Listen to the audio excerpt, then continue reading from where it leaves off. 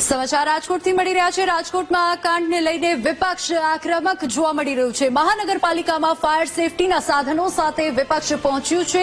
Atlantis એપાર્ટમેન્ટમાં આગ લાગવા મામલે વિપક્ષનો વિરોધ જોવા મળી રહ્યો છે। જનરલ બોર્ડમાં આગ લાગે તો અમારે ક્યાં જવું એ વિપક્ષે પ્રશ્ન ઉઠાવ્યો છે અને એટલાન્ટિસ એપાર્ટમેન્ટમાં આગની ઘટનામાં 3 નિર્દોષે જીવ ગુમાવ્યો હતો। તો એટલાન્ટિસમાં ધૂળેટીના દિવસે જે આગની ઘટના બની હતી એટલાન્ટિસ એપાર્ટમેન્ટ જ્યાં હાઈ પ્રોફાઇલ વાળા લોકો રહેતા હતા।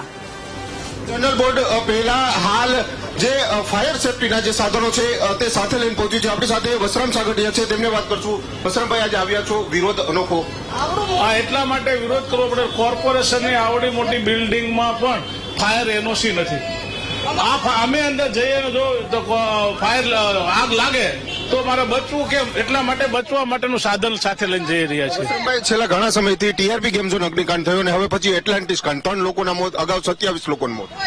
એમાં મારી દ્રષ્ટિએ જોઈએ તો અધિકારીઓ અને પદાધિકારીઓ ભાજપના શાસકોની મિલી ભગત હોય એવું લાગી રહ્યું છે ક્યાંક ના ક્યાંક। કારણ કે અંતે તો છેલ્લે તપાસને મોટી મોટી ડીંગો મારનાર અંતે મીંડું કરીને બંધ થઈ જાય છે। વસરામભાઈ, તપાસનું ખાલી નાટક કરવામાં આવતું એવું માનો છો? ફાયર સેફટી ક્યાંક ફાયર વિભાગ છે ત્યાં હજુ કર્મચારી જે ફાયર ઓફિસર છે તે પણ હજુ ઇન્ચાર્જથી ચલાવવામાં આવે છે। ફાયર કર્મીઓની ભરતી હજુ નથી થઈ। રાજકોટમાં ફાયર ઓફિસરની ભરતી નથી, રાજકોટમાં રેગ્યુલર ટાઉન પ્લાનિંગ ઓફિસરની ભરતી નથી।